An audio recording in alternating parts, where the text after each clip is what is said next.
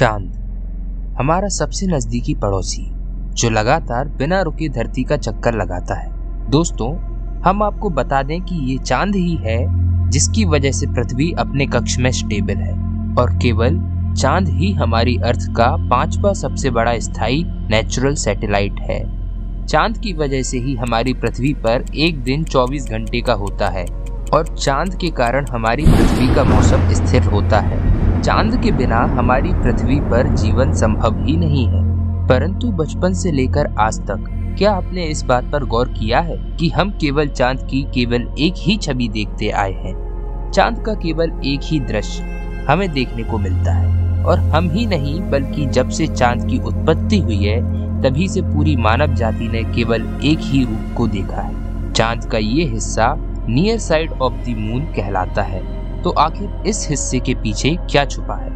क्या वहाँ एलियंस रहते हैं या कोई नहीं? तो दोस्तों, आज की इस वीडियो में हम जानेंगे चांद की इसी हिस्से के बारे में। साथ ही हम जानेंगे चांद के बारे में कई रोचक बातों को। तो बने रहिए दोस्तों हमारे इस वीडियो के अंत तक। और हाँ, इस वीडियो को लाइक, शेयर और सब्सक्राइब करना ना भूलें।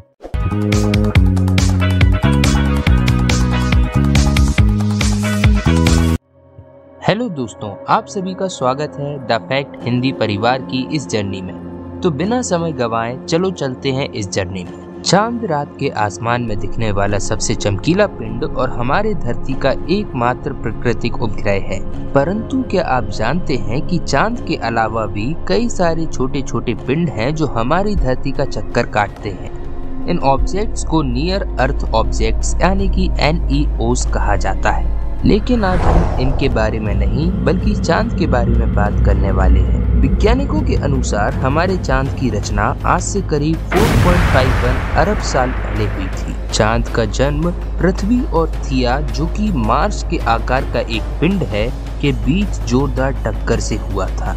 यानी कि चांद हमारी ही धरती का एक हिस्सा है। परंतु प्राचीन काल से ही चांद हमारे लिए एक रहस्य बना हुआ है। ग्रीक, चाइनीज, यहाँ तक कि हिंदू माइथोलॉजीज में भी हमें चांद की कई सारी कहानियां देखने को मिलती हैं। अमावस्या से पूर्णिमा, जो कि चांद की ऑर्बिटल पोजीशंस के कारण इसकी फेसेस में होने वाले चेंजेस हैं, जो करीब करीब 1 महीने के अंतराल पर होता है। इसी के जरिए प्राचीन समय में लोग महीने तथा सालों की गणना करते थे। लेकिन चांद की ये फेसेस कैसे बनते हैं, हम आपको बता दें कि ये होता है धरती के चारों ओर चक्कर लगाने से। हम ये जानते हैं कि चांद धरती के चारों ओर घूमता है। चंद्रमा धरती के चारों ओर अपना एक चक्कर पूरा करने के लिए 29 दिन, 12 घंटे, 43 मिनट और 12 सेकंड्स का समय लेता है। यानी कि ये करीब करीब 1 महीने में अपना एक चक्कर पूरा करता है। चांद के इस ऑर्बिटल टाइम को ल्यूनर मंथ कहा जाता है। हमें ये भी मालूम है कि चांद के पास अपनी कोई रोशनी नहीं है, लेकिन चांद का सरफेस बहुत रिफ्लेक्टिव होता है। चांद सूरज से आने वाले प्रकाश को रिफ्लेक्ट करता है। इसी कारण चांद हमें रात में आकाश में चमकते हुए नजर आता है। अपने ऑर्बिटल पीरियड के वक्त जब ये धरती के चारों ओर घूमता है, तब इसके और सूरज के बीच का एंगल समय के साथ साथ बदलता रहता है और इन एंगल में हुए बदलाव के कारण ही हमें चांद के ये फेसेस देखने को मिलते हैं। पूर्णिमा यानी कि फुल मून की रात सूरज का प्रकाश सीधे सीधे चांद के नियर साइड पर पड़ता है और यह हमें पूरा गोल दिखाई देता है। वहीं अमावस्या के समय सूरज की किरणें चांद के उस हिस्से में पड़ती हैं जिसे हम यहाँ कभी धरती से देख नहीं पाते। चांद का यही हिस्सा फार साइड या dark side of the moon कहलाता है। यह चांद का वह भाग है जो प्राचीन काल से ही हमसे छुपा रहा है। दोस्तों, चांद के फार साइड में जाने से पहले हम आपको इसके नियर साइड के बारे में बताएंगे। आपको बता दें कि चांद हमारी धरती के चारों ओर एक खास प्रकार से रोटेट करता है। इस रोटेशन को कहा जाता है सिंक्रोनस रोटेशन या कहें तो टाइडल लॉकिंग। परंतु इसका मतलब क्या है? इसका मतलब ये है कि किसी पिंड का ऑर्बिटल पीरियड तथा अपने एक्सिस पर रोटेशन का पीरियड लगभग सेम होगा। इसके कारण ऑर्बिट कर रहे पिंड का एक साइड हमेशा उसके ऑर्बिटल सेंटर की ओर रहेगा और उसका दूसरा भाग हमेशा उसके पीछे की ओर रहेगा। हम आपको बता दें कि चांद अपनी एक्सिस पर उतनी ही स्पीड से घूमता है जितनी स्पीड से ये धरती के चारों ओर एक ऑर्बिट को पूरा करता है। इसी कारण से हम हमेशा चांद के केवल एक ही हिस्से को देख पाते हैं और वो है ये। जब भी हमारे मन में चांद का ख्याल आता है तभी हमारे मन में यही तस्वीर उभर कर आती है, चांद की यही दाग धब्बे से भरी तस्वीर जिसे हम बचपन से देखते आए हैं। परंतु आपने कभी सोचा है कि आखिर चांद के ये दाग धब्बे क्या है और आखिर ये कहां से आए? दोस्तों, चांद की सतह पर बने ये निशान एस्ट्रॉइड, मेटियोर्स तथा कॉमेट्स के टकराने से बने क्रेटर्स हैं। यानी आसान भाषा में बोला जाए तो बड़े बड़े गड्ढे। सूर्य की रोशनी से इन गड्ढों में बनी परछाई हमें धब्बों की तरह दिखाई पड़ती है, परंतु वहीं चांद की सतह पर ये बड़े बड़े जो दाग हमें दिखाई देते हैं, जो किसी प्रकार के गड्ढे नहीं लगते, आखिर ये क्या है? इन्हें कहा जाता है ल्यूनर मारिया। मारिया का मतलब है समुद्र। यह नाम प्राचीन खगोल शास्त्रियों ने रखा था क्योंकि उन्हें लगता था कि ये चंद्रमा पर बने हुए वास्तविक समुद्र हैं। लेकिन आज हमें यह पता है कि ये समुद्र नहीं बल्कि समतल जमीन है। लेकिन फिर यह हमें कम चमकीले क्यों दिखाई देते हैं? ऐसा इसलिए होता है क्योंकि चंद्रमा के ये ल्यूनर मारिया बने होते हैं आयरन रिच कंपोजिशन से, जो कि चंद्रमा की सरफेस की तुलना में कम रिफ्लेक्टिव है और इसी वजह से ये चांद की बाकी सरफेसों से कम चमकीला दिखाई देता है। ये हिस्सा तब बना था जब हमारे सौरमंडल में लेट हैवी बॉम्बार्डिंग हुई थी। रेडियोमेट्रिक एज रेटिंग के माध्यम से ये पता चला कि ये करीब 4 बिलियन साल पहले हुआ था, जब हजारों की संख्या में एस्ट्रॉइड, मेटियोर्स तथा कॉमेट्स आकर टकरा रहे थे। उस समय चांद के इस हिस्से में दरार पड़ गई थी और अंदर का मैग्मा पतली सतह के कारण सतह से बाहर निकल आया था। समय के साथ ये धीरे धीरे ठंडा होता गया एवं पतली सतह में बदल गया, जो चांद की बाकी की सरफेस की तुलना में कम चमकीला था।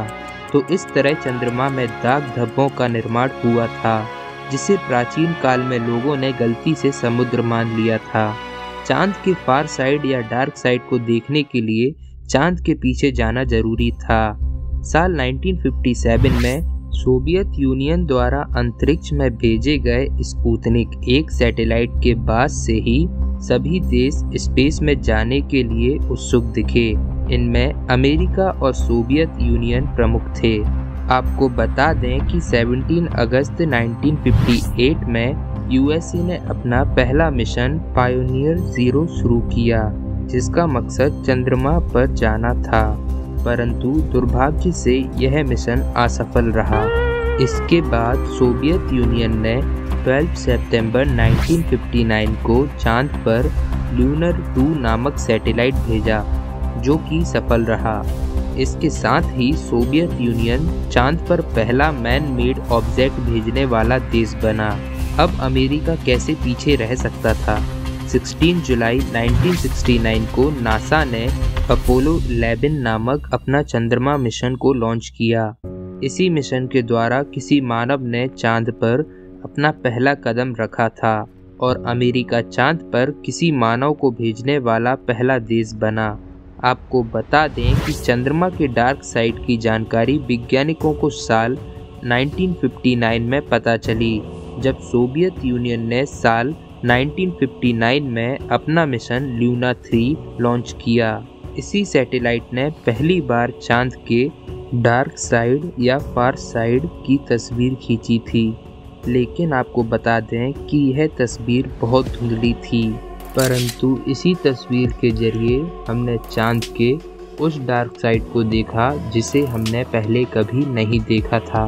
21 दिसंबर 1968 को नासा द्वारा लॉन्च किया गया अपोलो 8 स्पेसक्राफ्ट नासा द्वारा अपोलो मिशन में लॉन्च किया गया दूसरा मैन स्पेस फ्लाइट मिशन था। इस मिशन में 3 astronauts Frank Bormann, James Lovell तथा विलियम एंडर्स थे। यही पहले इंसान थे जिन्होंने स्पेसक्राफ्ट के चांद को ऑर्बिट करते वक्त चांद के पिछले भाग को देखा था, वो भी आमने सामने। ये मिशन केवल चांद को ऑर्बिट करने का था, इसमें मून पर लैंडिंग नहीं की गई थी। अब हमारा प्यारा भारत कैसे पीछे रह सकता था। अक्टूबर 2008 को हमारे इसरो के द्वारा लॉन्च किया गया चंद्रयान 1 चांद पर भेजा गया पहला भारतीय स्पेस मिशन था। हम आपको बता दें कि यह मिशन पहले ही बार में सक्सेसफुल रहा था और चंद्रयान 1 ने ही पहली बार चांद के पोल्स पर बर्फनुमा पानी की खोज की थी। यह एक बहुत बड़ी खोज थी। इसकी पुष्टि के लिए 18 जून 2009 को नासा ने LRO यानी कि ल्यूनर रिकॉनाइसेंस ऑर्बिटर को लॉन्च किया था और इसने यह सिद्ध किया कि चंद्रयान 1 द्वारा की गई खोज सही थी। इसके साथ ही LRO का मिशन चंद्रमा के सरफेस का डिटेल मैपिंग करना था और इसी के जरिए हमने चांद के नियर साइड और डार्क साइड की डिटेल छवि देखी और जो हमने चांद के पिछले साइड में देखा वह काफ़ी डरावना था। इस हिस्से पर मेटेओर्स द्वारा छोड़े गए काफ़ी गहरे निशान थे, लेकिन इस डार्क साइड में चांद के अगले हिस्से की तरह दाग ना के बराबर थे। चांद के इस हिस्से में भी एस्ट्रॉइड्स तथा मेटेओर्स की बमबारी हुई थी, लेकिन इस हिस्से में सतह पर मैग्मा निकलकर नहीं आया था। आखिर ऐसा क्यों? आखिर चांद का पिछला हिस्सा इतना अजीब क्यों है? वैज्ञानिकों ने इसके बारे में जो एक्सप्लेनेशन दिया है वो सुनने में थोड़ा अजीब है, परंतु इसके जरिए हम चांद के इस हिस्से का काफ़ी हद तक सही अनुमान लगा सकते हैं। वैज्ञानिक ये मानते हैं कि शायद थिया के टकराने से हमारी धरती के एक नहीं बल्कि दो चंद्रमा बने थे। जी हाँ दोस्तों, आपने सही सुना। आज से करीब 4 अरब साल पहले धरती के ऑर्बिट में 2 चंद्रमा थे जो वक्त के साथ साथ एक दूसरे में मर्ज हो गए। इसी मर्जिंग के कारण चांद का पिछला हिस्सा जहां दूसरा चांद जुड़ गया था वहां का क्रस्ट सामने के हिस्से की तुलना में ज़्यादा मोटा बन गया और लेट हैवी बॉम्बारमेंट के दौरान सामने के पतले क्रस्ट में दरार पड़ने से लावा बाहर सतह पर निकल कर आ गया, लेकिन पिछले हिस्से में मोटा क्रस्ट होने के कारण इस हिस्से में कोई दरार नहीं पड़ी और चांद का यह हिस्सा केवल क्रेटर्स के निशानों से भरा रह गया। तो इस प्रकार दोस्तों आपने देखा कि चांद के डार्क या फार साइड पर ना तो कोई एलियन बेस है और ना ही कुछ और, यह केवल बड़े बड़े क्रेटर्स से भरा हुआ है। तो आज की हमारी इस वीडियो में आपने चांद के बारे में कई नई नई बातों को जाना होगा। तो हमारी इस वीडियो को लाइक करना ना भूलें और आपने हमारे ऐसे ही इंफॉर्मेशन शॉर्ट्स वीडियो को नहीं देखा है तो इन्हें ज़रूर देखें। लिंक आपको डिस्क्रिप्शन में मिल जाएगी। अगर आपको ये वीडियो पसंद आया है तो इस चैनल को सब्सक्राइब करें।